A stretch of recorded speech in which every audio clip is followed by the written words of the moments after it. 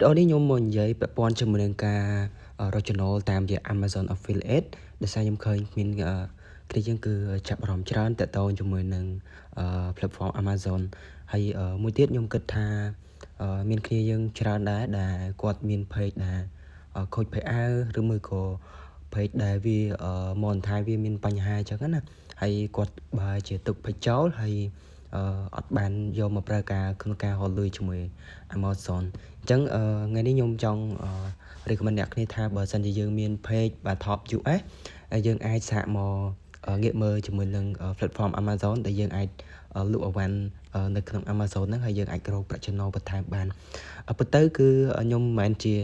អ្នកលក់ដែលទទួលបានជោគជ័យទេហើយក៏មិនទាន់ចាញ់ជាសាច់កាយដែរគ្រាន់ថារយៈពេលមួយអាទិត្យហ្នឹងខ្ញុំដូចជាបានចាប់ផ្ដើមសាកល្បងជាមួយវាណាគឺខ្ញុំបានរៀនមកពីគេដែរទេបាទហើយចេះតែសិក្សាតាមរយៈ YouTube ហើយស្រាវជ្រាវបន្ថែមទៅខ្ញុំក៏សាកធ្វើមើលហើយប្រហែលថ្ងៃហ្នឹងក៏ខ្ញុំសាកលក់ទៅគឺឃើញថាខ្ញុំបានរកបានតិចតួចដែរក្នុងអាទិត្យហ្នឹងដូចជាបាន$18ហើយមានថ្ងៃខ្លះក៏លក់បាន$3-4មានថ្ងៃខ្លះក៏លក់បាន$1-2គឺមួយក៏អត់ដល់$1អីចឹងណាតែអត់អីព្រោះខ្ញុំគិតថាវាថ្មីសម្រាប់ខ្ញុំនៅតែព្យាយាមធ្វើវាបន្តទៀតហើយបើសិនជាយើងមាន page កាន់តែច្រើនគឺឱកាសលក់នៃការលក់ដាច់របស់យើងក៏កាន់តែច្រើនដែរអវ៉ាន់បើសិនជា page អ្នកគ្នា top US ឬមួយក៏មាន audience នៅខាងពេកអឺរ៉ុបច្រើនគឺអ្នកគ្នាអាចនឹងលក់ដាច់ច្រើនបើសិនជាអ្នកគ្នាមាន audience នៅក្នុងអាស៊ីនេះទេខ្ញុំគិតថាលក់អត់សូវដាច់ទេប្រហែលជាអាចមានអ្នកចូល click មើលឬមួយក៏ view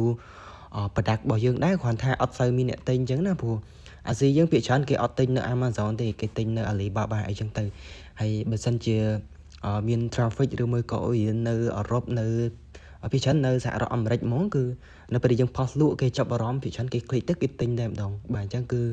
ធ្វើឲ្យ product របស់យើងហ្នឹងគឺអាចលក់ដាច់បាទហើយខ្ញុំភាគច្រើនខ្ញុំលក់តាក់ទងមួយនឹងពពួក toy បាទ Conland OC អញ្ចឹងណាដើម្បីឲ្យយើងអាចលក់បានគឺយើងត្រូវមាន account Amazon Affiliate អ្នកគ្នាត្រូវបង្កើត account Amazon Affiliate ចឹងដើម្បីបង្កើត Amazon Affiliate បានគឺយើងត្រូវមានជា link website ដែលជាប្រភេទ website store របស់យើងចឹងណាបាទឃ្លាំងលក់អវ៉ាន់របស់យើងចឹងទៅហើយអ្នកគ្នាអាចប្រើជាមួយនឹង website Linktree បាទយើងបង្កើតជា store ផ្ទាល់ខ្លួនរបស់យើងសម្រាប់យក website ហ្នឹងទៅបង្កើតAmazon Affiliate ហ្នឹងអញ្ចឹងគឺវា support ជាមួយនឹង Amazon គឺវាអត់បញ្ហាអីទេនេះគឺ store របស់ខ្ញុំដែលខ្ញុំបានធ្វើការបង្កើតដាក់ product ដែលនៅក្នុងហ្នឹងបាទតាមរយៈ website Linktree ហ្នឹងគឺគេអាចធ្វើការចុចមកមើលអវ៉ាន់ដែលខ្ញុំលក់នៅក្នុងបានគេត្រូវការអវ៉ាន់មួយណាគេអាចចុចទិញអវ៉ាន់មួយហ្នឹងអញ្ចឹងទៅបាទហើយបន្ទាប់ពីយើងបង្កើត Linktree ហើយគឺយើងយក link website Linktree របស់យើងទៅបង្កើតជាមួយនឹង account Amazon Affiliate ទៅបន្ទាប់ពីយើងបង្កើត account Amazon Affiliate បានហើយគឺយើងយក email ហើយ password account Amazon Affiliate ហ្នឹងយកមក log in នៅលើ account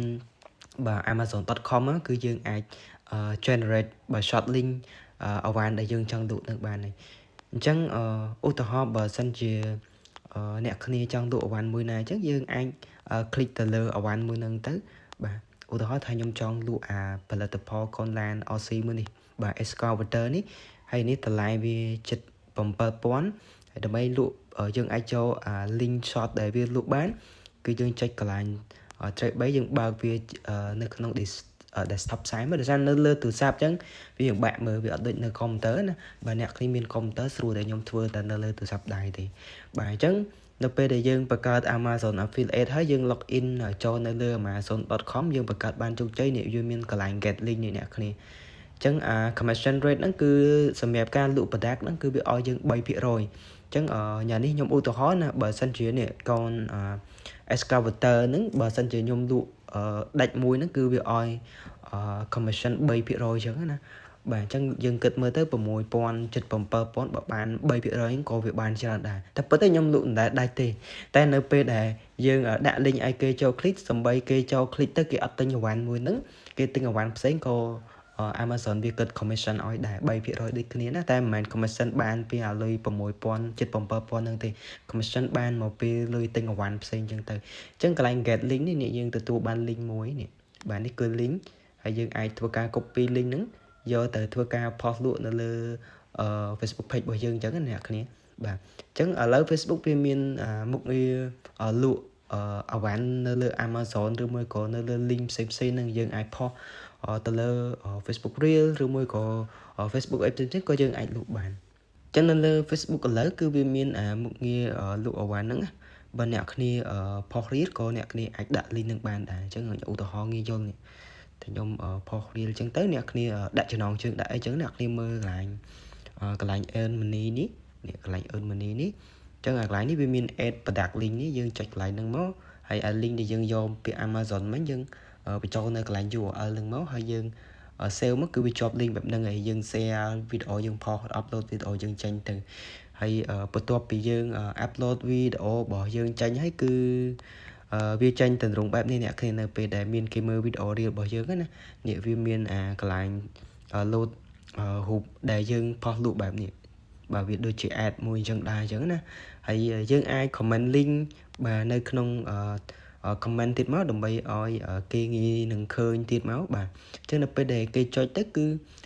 គេទិញអវ៉ាន់ទៅគឺយើងនឹងបានជា commission ហ្នឹងហើយបាទហើយនៅលើ post ក៏ដូចគ្នាដែរអ្នកគ្នាអាចធ្វើការ post ផលិតផលដែលយើងចង់លក់មកនេះបាទ post លក់បែបហ្នឹងមក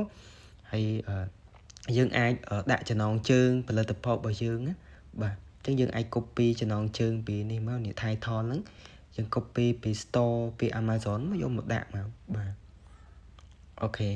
ហើយបន្ទាប់មក next មកគឺវាមានកន្លែងនេះកន្លែង monetize ហ្នឹងបាទកន្លែង monetize ហ្នឹងគឺមានកន្លែង add product link ដូចគ្នាយើងអាចចុចកន្លែង product link ហ្នឹងដាក់ URL ហ្នឹងចូលមក save មកបាទអញ្ចឹងយើង post ធម្មតាទៅបាទនេះអញ្ចឹង product ហ្នឹងគឺយើង post ហើយនៅពេលដែលយើង post ហើយយើងមើលកន្លែង comment ហ្នឹងវានឹងចូលវានឹងលេចចេញនៃរូប product ដែលយើងធ្វើការលក់ហ្នឹងហើយចូលមកកន្លែង comment មកនេះអ្នកគ្នាឃើញទេ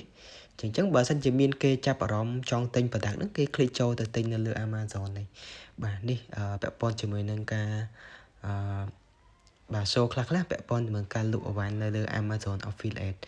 ហ្នឹងហើយអ្នកគ្នាបើសិនជាមានចង្អុលអីបន្ថែមអាច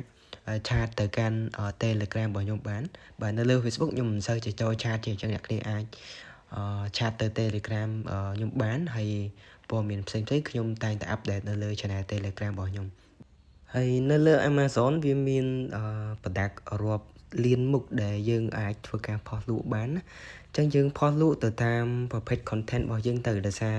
ខ្ញុំ content របស់ខ្ញុំគឺវាច្រើនខ្ញុំធ្វើពាក់ព័ន្ធជាមួយនឹងកូនឡាន RC ពពួកកូនឡានតូចថយហ្នឹងអញ្ចឹង product ហ្នឹងខ្ញុំលក់ពាក់ព័ន្ធជាមួយនឹង